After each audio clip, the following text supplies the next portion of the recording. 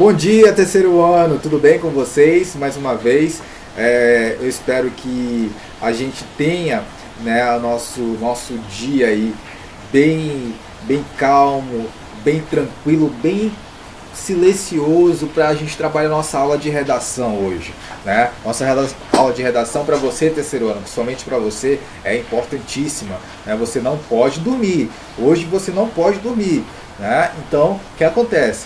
Nossa aula está sensacional, de novo sobre aquele texto dissertativo argumentativo, mas trazendo uma outra perspectiva, uma outra temática de outros anos, para você ver a diferença de matemática mais atual e matemática mais antiga. A gente está pegando tudo, a gente está fazendo um ótimo trabalho e eu peço a ajuda de vocês para que a gente tenha sucesso, né, entregando as atividades direitinho.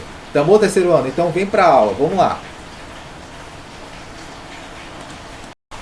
Bom dia, alunos, tudo bem com vocês? Mais uma vez, professor Paulo, né? Espero que esteja tudo bem com vocês, porque quero desejar primeiramente um bom dia para todos, tá bom? Que seja um dia ótimo, um dia em que as coisas boas estejam nos acompanhando hoje, né? E sempre também, beleza? Então fica aqui o meu abraço a vocês. Bom, gente, eu vou continuar com a estrutura do texto dissertativo do Enem, porque muita gente entrou em contato e eu percebi que algumas pessoas não tinham noção, outras tinham e outras não estavam praticando, ou já estavam praticando, mas deram uma certa paradinha agora no final do ano, né? E estão retomando agora. Então esse momento é muito importante, a gente não pode perder esse momento, tá bom? Então por isso que hoje eu vou continuar com essa aula, beleza?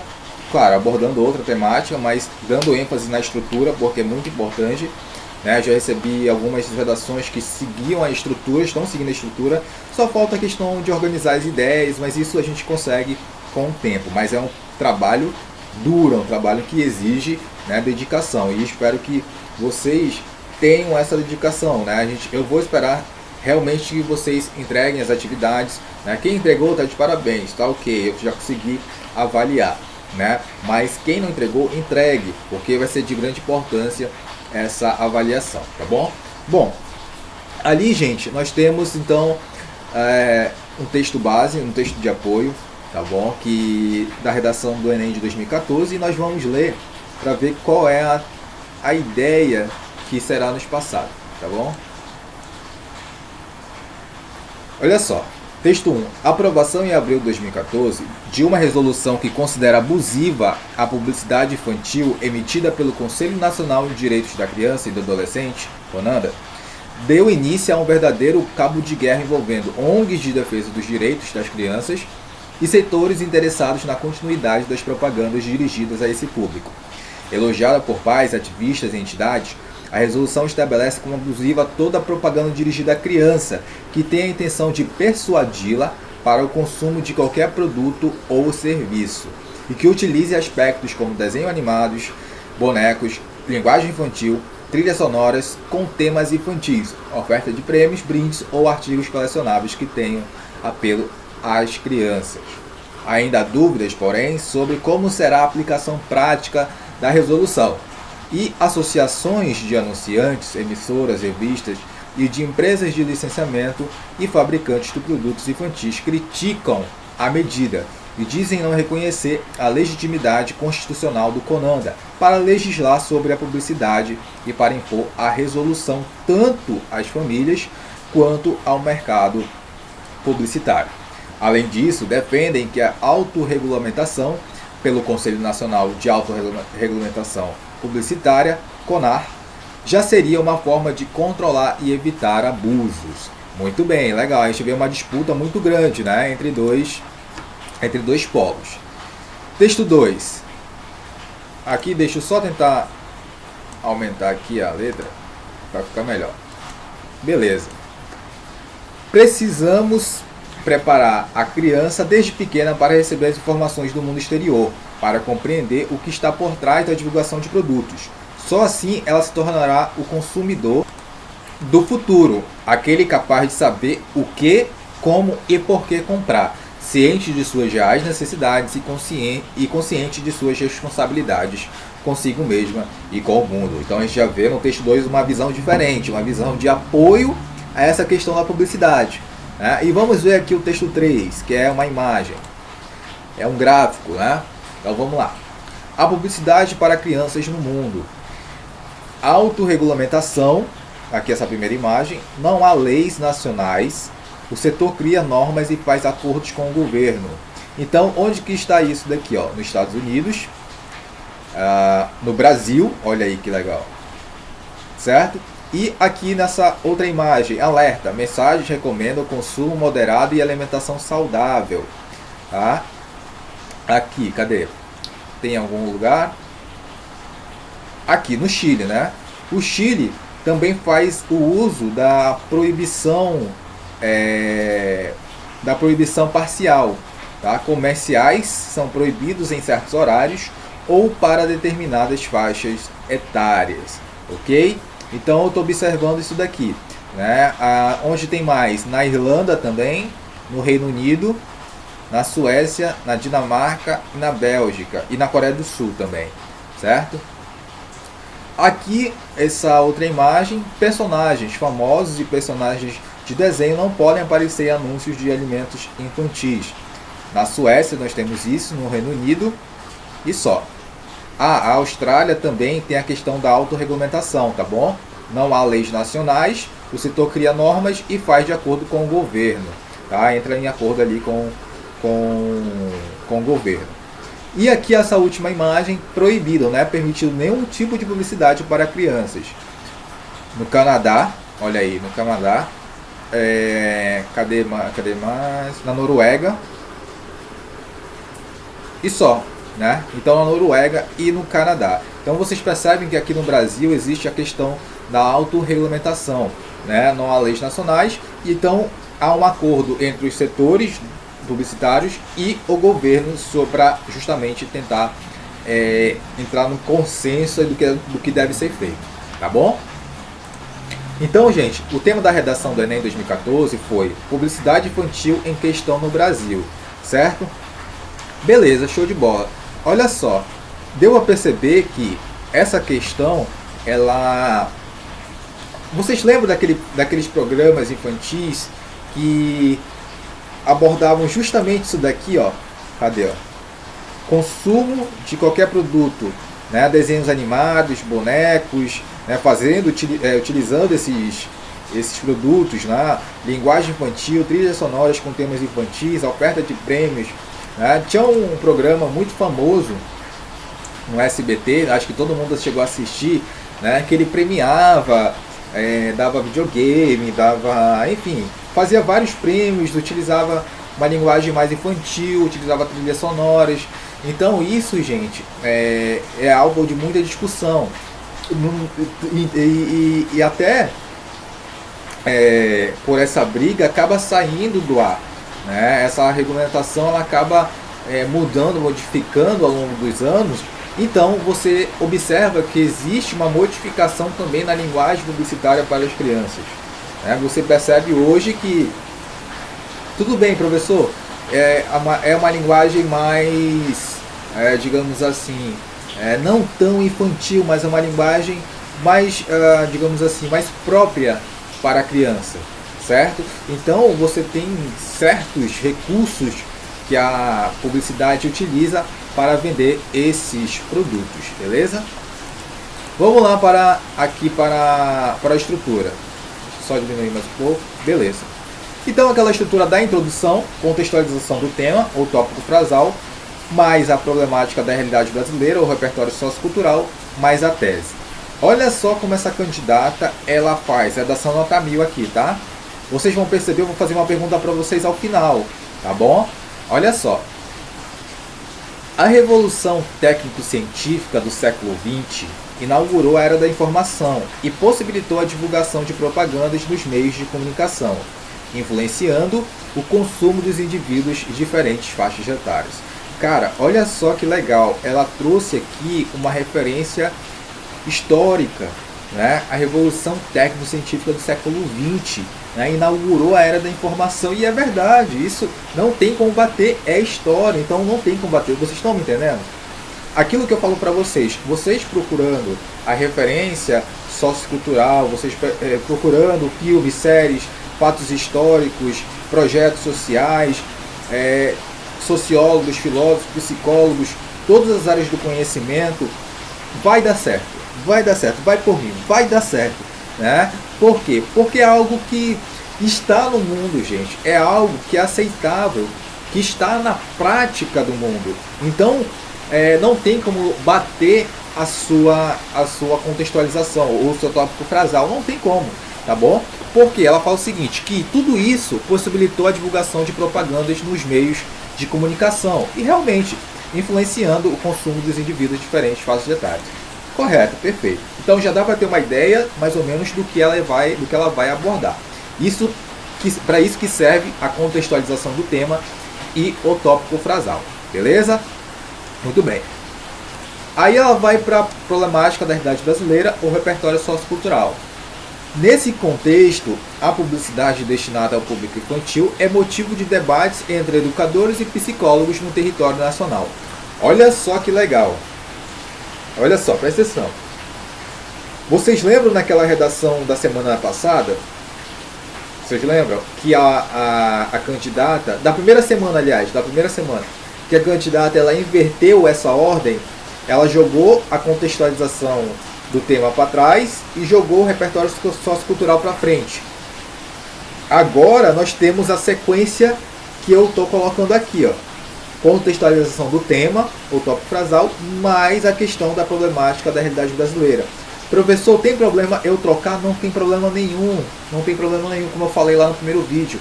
O importante é ter esses elementos, entendeu? É como eu falei, a redação não tem algo fechado. O importante é ter esses elementos. Por isso que eu falei com você, quando eu falei com você no WhatsApp, sobre, tá faltando o elemento X, tá faltando aprofundar o elemento X. É porque justamente necessita disso, beleza? Tá ok? Beleza, aí agora ela vai para a tese. A tese são aquelas duas ideias principais, beleza? Que você vai apresentar para quem está lendo, para quem está corrigindo a sua redação. E, obviamente, são ideias que você vai defender nos argumentos. Assim, a proibição parcial da divulgação de produtos para as crianças é essencial para o maior controle dos pais e para o menor abuso de grandes empresas sobre os infantes. Então, qual é a primeira ideia dela aí, gente? A proibição parcial da divulgação de produtos, né, para as crianças, para se ter um maior controle dos pais. E a segunda ideia é o menor abuso de grandes empresas sobre as crianças. Então, ela tem duas ideias aí bem definidas. O que eu percebi? Que muita gente não colocou a tese. Ok, tudo bem. Agora, a partir de agora, você já vai colocar a tese. Você já precisa pensar na tese. Beleza? A tese sempre vem aqui, no finalzinho da introdução. Beleza? E sempre são duas ideias. Né? Na maioria das vezes são duas ideias. No caso aqui é a proibição parcial da divulgação de produtos para as crianças e o menor abuso de grandes empresas sobre as crianças, beleza? Vamos para o argumento 1. Olha só, gente, qual é a estrutura do argumento 1 mesmo? Argumento 1, né, o tópico frasal do argumento 1, que é a ideia principal. A estratégia argumentativa, mais a prática, mais o fechamento. Então é o seguinte, vamos ver se nessa parte que está em verde, ela fala daquela ideia 1, que ela apresentou aqui. Se ela fala sobre isso daqui. Proibição parcial da divulgação de produtos para as crianças. Tá bom? Vamos ver se ela fala isso? Vamos lá? Olha só. Os indivíduos com idade pouco avançada, em sua maioria, ainda não possuem condições emocionais para avaliar a necessidade de compra ou não de determinado brinquedo ou jogo. Certo? Então vamos lá. Olha só, gente. Ela deixou aqui que as crianças não têm ainda condições emocionais para decidir o que quer. Que vai justamente de encontro a isso que ela fala. Proibição parcial da divulgação de produtos para as crianças, né? Que é essencial para o maior controle dos pais. Ou seja, Vocês perceberam que ela não colocou com as mesmas palavras, mas ela citou a ideia. Então, isso, professor, posso fazer isso? Pode. Você precisa relacionar sempre a ideia 1 com o tópico frasal, tá, do argumento 1. Beleza. Agora ela vai para estratégia argumentativa. Isso porque eles não desenvolveram o senso crítico que possibilita uma escolha consciente e não impossível por um produto, como já observou Freud em seus estudos sobre os desejos e impulso do homem. Olha só que legal como ela vai construindo aí esse pensamento, essa ideia. Agora ela vai para a prática. Consequentemente, os pais, olha só, ela não falou dos pais aqui, ó, lá o controle dos pais, ela não falou na tese, na primeira ideia da tese, olha só o que ela vai falar. Consequentemente, os pais, principais responsáveis pela educação dos filhos, devem ter controle sobre o que é divulgado para eles. Olha que legal, né? Ela vem construindo, olha só como ela fez, né, cara? Ela vem construindo toda uma ideia, ela vai passando por todas as fases do argumento e ela vai constituindo, fazendo uma linha de um pensamento sequenciado. Percebeu? Que legal, né? E ela fecha aqui a ideia. Pois possuem maior capacidade para enxergar vantagens e desvantagens do que é anunciado. Gente, aí você vai falar, professor, é possível fazer isso? É possível, só que precisa de muito trabalho. É preciso muito treino, tá bom? É preciso dedicação para você ter essa habilidade de citar a ideia todinha, né, seguindo as etapas dos argumentos. Que legal, né? Muito bem, olha só. O argumento 2, né, tem a mesma estrutura do argumento 1. Né? Então a gente começa pelo tópico frasal do argumento 2, depois tem a estratégia argumentativa, a prática e o fechamento da ideia. Então vamos ver o que ela falou aqui. Além disso, pela pouca maturidade, as crianças são facilmente manipuláveis pela mídia. Vamos ver se essa ideia que ela colocou aqui, gente, no tópico frasal do argumento 2, essa ideia aqui, ó. Vamos ver se essa ideia está lá na tese, se ela está lá na tese como ideia 2 também. Vamos lá. Qual é a ideia 2 dela? Para o menor abuso de grandes empresas sobre as crianças. Opa, o menor abuso das grandes empresas. Então percebam que aqui essa é a ideia 2 dela. E está na tese. Vocês perceberam que ela não fez nada por acaso? Ela fez tudo bem pensado. É assim que a gente deve seguir. Tá bom? Então tá batendo a ideia 2 com o tópico frasal do argumento 2. Aqui, ó. Além disso, pela pouca maturidade, as crianças são facilmente manipuláveis pela mídia. Muito legal. Ela vai trazer estratégia agora. O conceito de fetiche da mercadoria, evidenciado por Marx, expõe uma questão recorrente ainda hoje. Gente, o que é conceito de fetiche da mercadoria? Ela vai explicar daqui a pouco, já trazendo para a prática na realidade. Olha só como essa menina fez esse pensamento, essa sequência. Mas eu vou explicar o que é fetiche da mercadoria. É quando você é seduzido para comprar algo. Você não nem está afim de comprar, você nem precisa daquilo.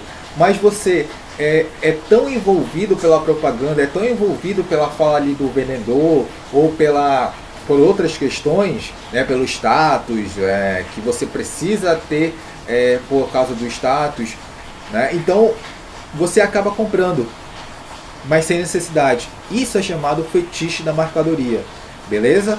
Então olha só, ela vai trazer agora a prática. Isso ocorre por uma crença inocente em imagens meramente ilustrativas, que despertam a imaginação e promovem o deslocamento da realidade, deixando a sensação de admiração pelo produto. Olha só, e aí a criança vai e pede do pai, porque ela está admirada por aquele produto, então ela vai querer aquele produto. E o fechamento da ideia.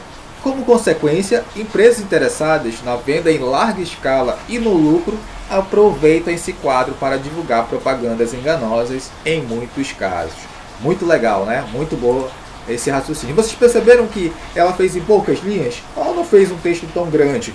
Isso é importante citar também, que naquele texto da semana passada e da semana retrasada, os textos, os parágrafos eram maiores. E aqui ela conseguiu de maneira bem concisa e de maneira bem consciente, né, pôr a sua ideia. Na conclusão, gente, vamos para a conclusão. Olha só, nós temos a conclusão, a retomada sucinta da ideia geral do texto, certo? E depois nós temos a nossa proposta de intervenção, com aqueles elementos de sempre, tá, gente?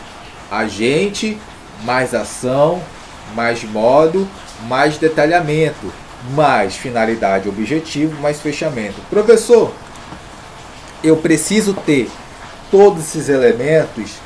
Sim, a única exceção aqui que ainda dá para fazer é o detalhamento. Só que se você pôr o detalhamento é muito melhor, porque o corretor vai por mim. A pessoa que vai corrigir, o professor que vai corrigir, fala: poxa, essa pessoa realmente ela consegue ter uma visão ampla dessas soluções. Ela consegue desenvolver uma proposta muito ampla. Então o pensamento desse jovem, dessa aluna, desse aluno é realmente grande, é expansivo. E aí com certeza a sua nota vai aumentar. Não tenha dúvidas disso. Quanto mais você faz, maior a sua nota, beleza? Claro, desde que você faça de acordo com a estrutura, tá bom? Eu não estou falando que você deve encher linguiça. Eu digo que você deve ser pontual. Tem a estrutura ali? Então eu vou fazer sobre aquela estrutura, beleza? Vamos ver como ela fez essa conclusão. Levando em consideração as ideias apresentadas, então ela fez aqui a retomada sucinta da ideia geral do texto, certo? De maneira bem rápida. E agora, gente, ela vai para proposta de intervenção, certo? Qual é a proposta de intervenção dela? Olha só, ela vai trazer primeiro o agente, depois a ação, o modo e a finalidade, né? Então, olha só, o Ministério da Justiça, junto ao Ministério das Comunicações, o que eles devem fazer? Qual é a ação? Eles devem propor regulações em relação à publicidade infantil, permitindo o controle de responsáveis e impedindo ações irresponsáveis de muitas empresas. Legal, olha só essa ação dela. Perfeito, perfeito. Bom, mas como que eles vão fazer isso? Qual o modo?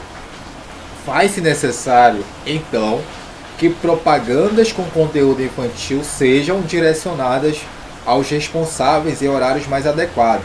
À noite, por exemplo. Para quê? Qual é a finalidade disso? A fim de evitar o consumo excessivo dos anúncios pelas crianças. Então, olha só que legal, né? Fazer uma reestruturação dessas propagandas. E aí o pai olha, né? O pai que é responsável da criança, o pai olha e vê, ó, aquilo é necessário para a criança, aquilo não é, né? E evita essa questão de consumismo da criança, de querer sempre aquilo, de querer sempre o brinquedo, de querer sempre alguma coisa, sendo que não é necessário, sendo que tem tudo em casa, né? E a criança, por uma questão de publicidade, de questão de consumo ali da TV e tudo mais, acaba pedindo porque é influenciada.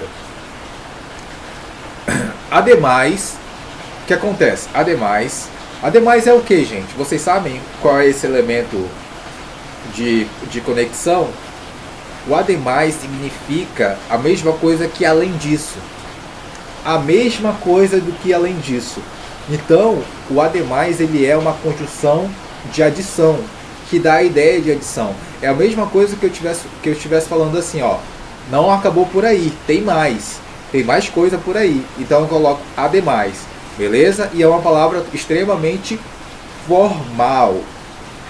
Ademais, o governo federal, que é o agente, outro agente, olha só, deve promover uma central nacional de reclamações para denúncias de pais. Então, o governo federal deve fazer o quê? Qual é a ação? Promover uma central nacional de reclamações para denúncias de pais. Como? Como que eles vão fazer isso? Via internet ou telefonema. Com qual finalidade? Para que avaliem determinada informação como abusiva ou desnecessária na mídia. Olha aí que legal, uma outra proposta muito boa, certo? E como que ela finalizou esse texto? Assim, os infantes ou as crianças viverão com maior segurança e proteção. Pronto, bem simples, bem sucinta, só fez fechar a ideia. Porque com essas soluções, elas certamente verão com mais segurança e proteção. Pronto, acabou. De maneira bem simples, de maneira bem rápida e de maneira bem coerente, tá bom? Então vocês perceberam que aquelas redações anteriores, né, que são mais atuais, possuem os períodos dos parágrafos maiores e mais densos. E essa redação aqui de 2014, o que acontece? Você percebeu que ela fez de maneira mais concisa, mas seguindo a estrutura. Então, vocês percebem que há uma evolução dentro da redação do Enem. Sim, pessoal, quanto mais se passa os anos, mais, digamos, critérios vão sendo criados. Mais rigoroso fica o critério. Por isso que é importante começar a estudar redação desde cedo, né? Desde o nono ano, fazendo esse trabalho, ok?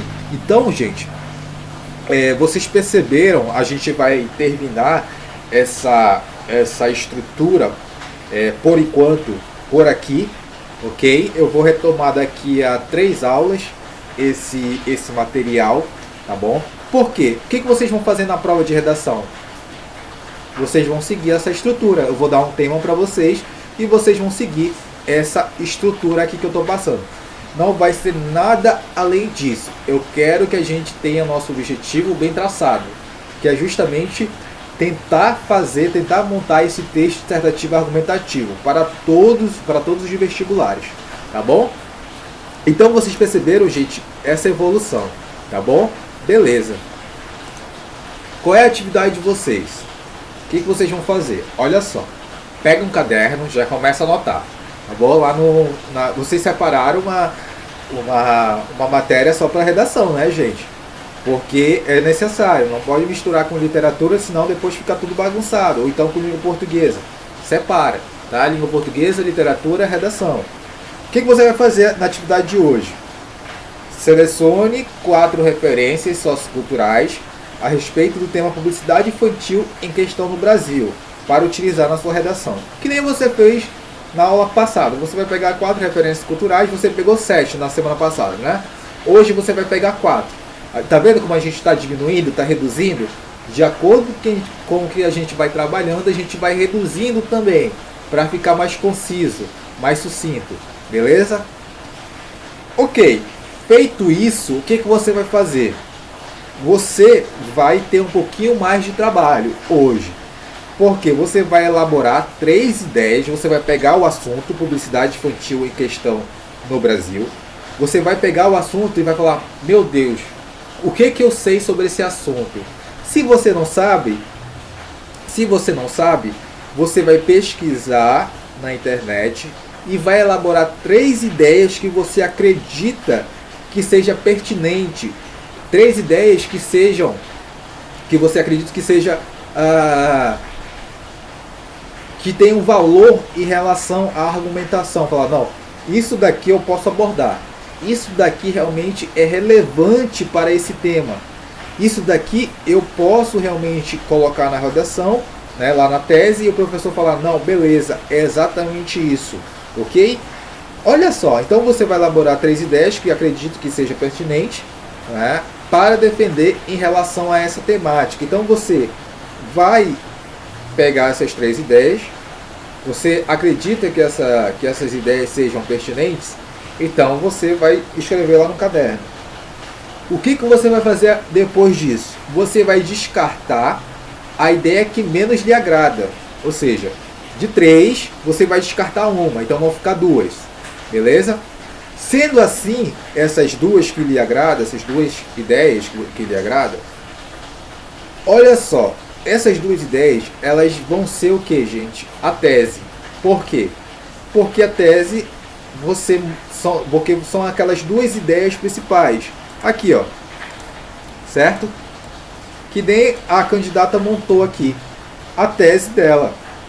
2 ideias principais, ela conseguiu montar essas ideias relevantes e pôs aqui na tese de maneira bem coerente. Beleza? Deu para entender?